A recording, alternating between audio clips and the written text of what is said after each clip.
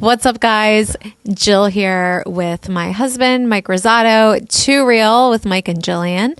Another episode for your Wednesday morning. Yes. We are back. What you got? You're looking at me like you got something. No, I'm just waiting for you to intro us. Oh, what are we talking about today? We are talking about something that, again, previous conversation that we just had about solitude. Because you love being alone. I don't love being alone. I am what would they call it? Is it an introverted extrovert? You're an extroverted introvert. I'm an extroverted introvert. Yes. Right? Would you consider yourself the same thing? No, I'm an introvert. You're an introverted introvert. Yes, I'm an introverted introvert. That's not true. You could shake hands and kiss babies. Because I have to. Right. Like, I do it because I have to. If I'm put in a position, like if I'm put in a room and there are people that can like go around and walk up to someone, talk about anything, like totally outgoing, that is not me. If I'm in a room and I don't have to like talk to people, I'm completely content sitting on my phone in the corner and not talking to anybody. However, but for the record, she loves people. Sometimes.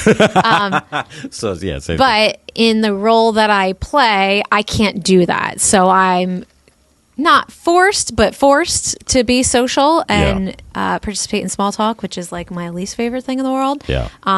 So I do it. I've grown in that area, but it is still not my preferred state. Yeah.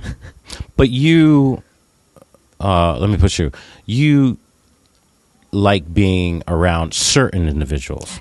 People that I know and love and know well, like I'm totally fine. Right. It's the people that I don't know. I'm just not, I admire, like I see women, I admire them. They can go up and they talk to anyone, start a conversation, like completely comfortable. It's just not me. Yeah. It's just not. I'll do it when I have to, but I'm not comfortable in it. And yeah. Yeah. Well, now that I've just aired myself out. For no, that's everyone. okay because being what I do for the last couple decades, like I get good at being the person who knows a little bit about every subject. You're my wingman, right? Yeah.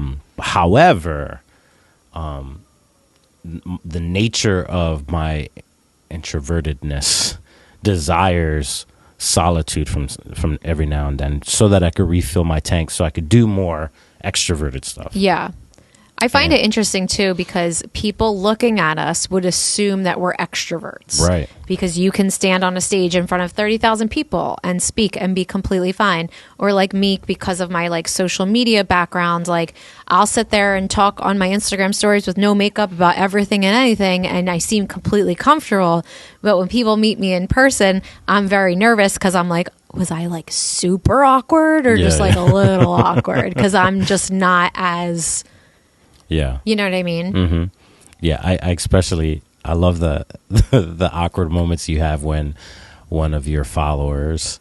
Now, let me boast on you. You have thousands of organic followers. I hate this conversation, on Instagram. But it is funny that when we run into someone, we could be in Florida, we could be at Target. And someone would be like, "Hey, Jillian, I follow you on Instagram. Love your stuff." And you're like, "Thanks." You don't know what to say. It is so freaking funny. Yeah. But yes, people mistake the fact that we're, extroverts way too often. Like, and especially like, wow, what do you mean you're introverted? You get up on stage and you talk to hundreds of people on a weekly basis. Yeah, it's a one-way conversation. You know what I'm saying? Like when I have the mic, this is easy for me too because it's just me and you, and I'm totally comfortable. I'm not thinking about what everyone's like. Can you believe they just said that? Yeah, right. I don't agree with that. So I think a lot of good public speakers are introverts. Comedians, believe it or not, are introverts. Those kind of things. So, but I need this element of solitude, and I think sometimes people look at that as that's unhealthy. I've actually had people say that when that loneliness is unhealthy, but there's a difference. I hate when people confuse solitude and loneliness. Loneliness is a persistent internal feeling that you have. Some people could feel lonely even in a crowded room, right? Solitude is when you choose loneliness in moments to Would you say you serve choose loneliness or you choose to be alone? Sure, yeah. Choose to be alone to fuel yourself, to reconnect with yourself, to silence the voices, to do all those things. You know what I mean? Like, I need that. I need that because with working with people and that kind of stuff, sometimes it just becomes overwhelming. Yeah. You know, when I have to choose to be empathetic. I have to choose to be considerate of other people's opinions and ideas and those kind of things. And it's hard for me to center myself in what do I really feel? What do I really think? What do I really want? You know, those kind of things without those moments of solitude. So sometimes, I hate to say it, like, I love you to death and I adore working alongside of you. But, you know, there's sometimes I'm just like, yo, I have to go work at Starbucks or go to the office or something to that degree so that I could have a moment of solitude. Yeah.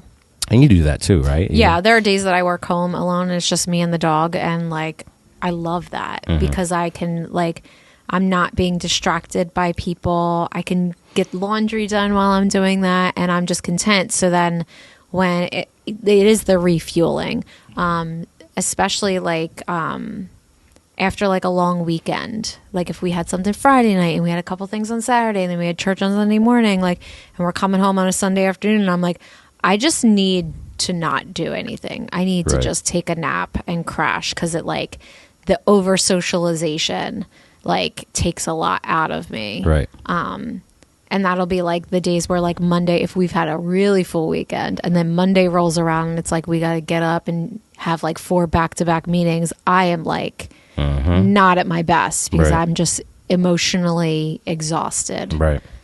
What do you think are the negatives of solitude then? Can somebody overdo it with their solitude? Yeah, for sure. Because there are times where I'm like struggling with something or something's bothering me and then I start to isolate myself.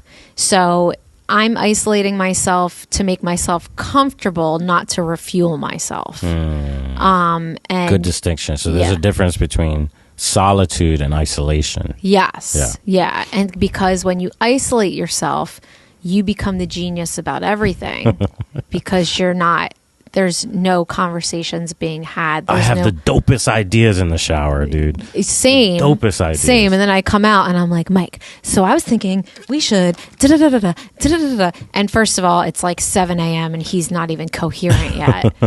And he's like, no questions till after 10. Yeah. And then like by the time I come around, I'm like, no, that actually wasn't very wise. It just...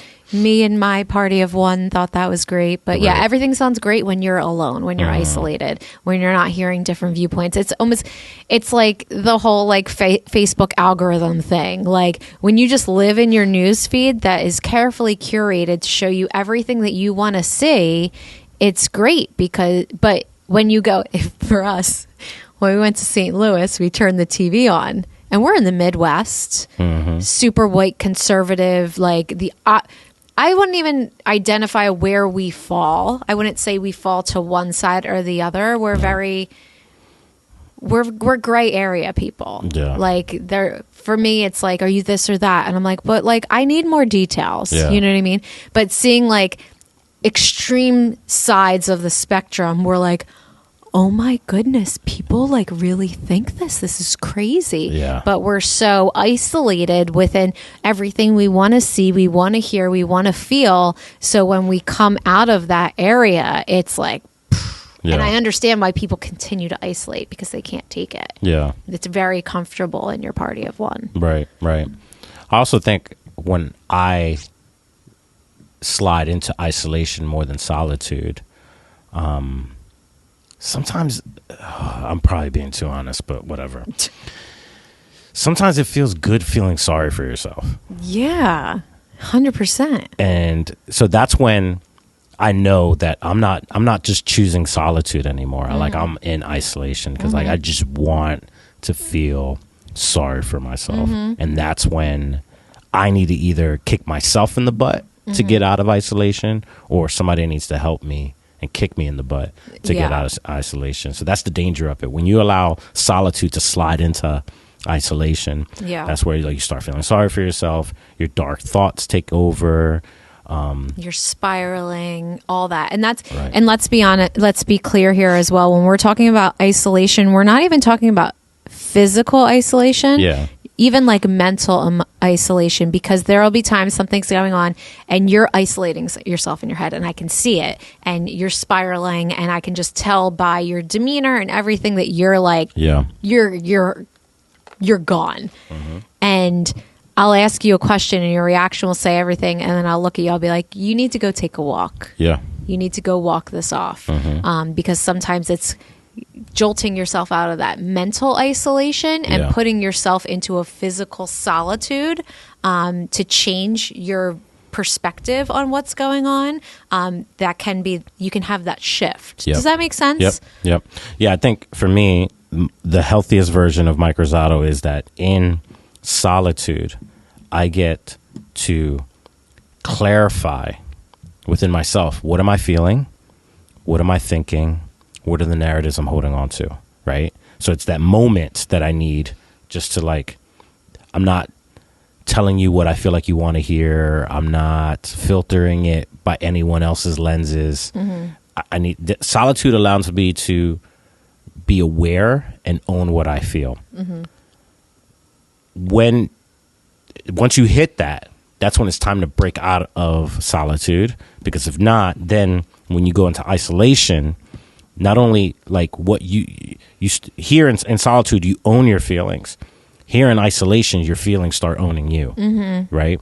And so that's where like you okay, have your moment of solitude, Yeah. but then when you come out of solitude, that's when you process it. That's Yeah, when yeah. that's when like there are moments where just like before you even get into an argument, have that moment, take a beat, figure out exactly what you're feeling, because your feelings are very complex. Your thoughts are complex. So that's where solitude can serve you. Yeah. But then when you get into isolation, you don't let anybody talk into that. You don't let anybody say that's stupid, that's not accurate, you know, and you start beginning to listen to the lies of your emotions and then buy into the lies of those emotions. And then that's the spiral that you're talking about. Yeah. But solitude's for a moment. But when you stay there, that's when you get stuck in isolation. And that's the downside of it. Yeah, for sure. But let's talk about what are the benefits of solitude then, when you intentionally choose it, when,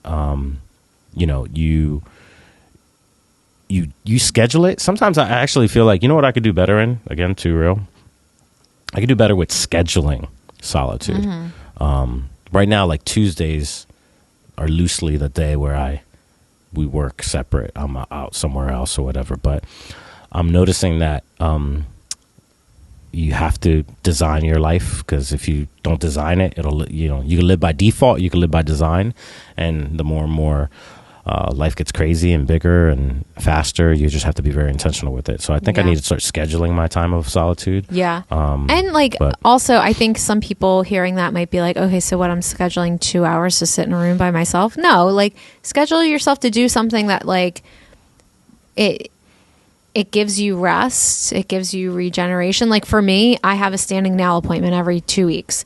And I go in and I talk to my nail girl for like 5 minutes, and then she just does my nails and I'm silent. And that's moments of solitude for me, because I can't text anyone because my nails are being done. I'm not paying attention. Today I always have the news on the TV and I don't watch the news. So I'm not paying attention to that. So I'm literally just sitting there in the quiet, like trying to quiet my head, because my head doesn't always quiet. But like if I'm going to the grocery store, which I don't go to the physical grocery store much anymore, but like sometimes I'll see families of 6 at the grocery store together, and I'm like, that's like my own personal hell. Like for me, going to the store on my own, that's a moment of solitude. I'm getting something done at the same time, but do you know what I mean? Like, so it may feel weird for you to schedule something like 2 hours of solitude, but like piggyback it with something that you need to do and do it solo and see how that goes. Yeah. There's a book that I read last year by a guy named Rich Velotis, and he talked about monastic living. Big word, but what he's talking about is like monastery type of living, like, and to schedule those moments, those monastic moments where maybe solitude could also be meditation. Maybe solitude could be, doing yoga, or, sometimes we do sleep meditations, right? On the Peloton app, those kind of things, like, and being very intentional with those solitude moments, because again, clarity of mind is so essential right now in anything that you're doing. Parenting, relationships, that kind of stuff, just getting that clarity of mind. And I think that only comes from solitude. Even if you're an extroverted person, I think you should just be intentional and force yourself to do that, because there are huge benefits to it. So that you could, and extroverts tend to be performers. You're performing for everyone. And then sometimes you need to remind yourself who you are behind the curtain, right? And so, like, my challenge to even the extroverts listening right now, like, do you remember who you are behind the curtain? That self-awareness, that self-acceptance, so important when it comes to your health and your well-being. You know what I mean? Any other thoughts on solitude? I'm struggling. If anyone's watching the video, I keep yawning. I had a blueberry scone and I'm like carb crashing right now. I don't think I have any other thoughts about it. I think I did get a lot out in the beginning of this. But yeah, you're not boring me. I promise. Thank you. I'm about to go refer to the other episode. Am I boring? Yeah. No, I think those are helpful thoughts about it. So if you're an introvert, be aware of when you get into isolation. When you're an extrovert, be intentional about those moments of solitude, because there's some good stuff that can happen in those. It doesn't have to be long. That might drive you crazy, but force yourself to meditate, read, write, journal. Every successful person, every millionaire, billionaire that I know and read about and research, they all journal. Most of them meditate. Most of them are very intentional with their calendars and their mornings. I hate that, but it's true. And there's this intentionality, and then there is a built-in sense of solitude that is essential for your success. So consider it. Hopefully you consider it today. I think, if anything, the distinction between solitude and isolation would probably be really helpful for a lot of people. Big time. It was helpful for me. Yeah. So that's all I got. Wrap it up, Jillian. You want me to wrap it up? All right. Because I'm crashing fast. Thank you, Starbucks. We hope you enjoyed this episode. And if you like what you hear, share it. Subscribe to us. Follow us. Whatever platform you're listening on, like, do whatever they're suggesting. You can always check us out on Instagram at Jillian Rosado, at Mike Rosado, on TikTok at Mike Rosado, at Jillian.Rosado. And we will be back next Wednesday with another episode. Too real. Peace. Bye.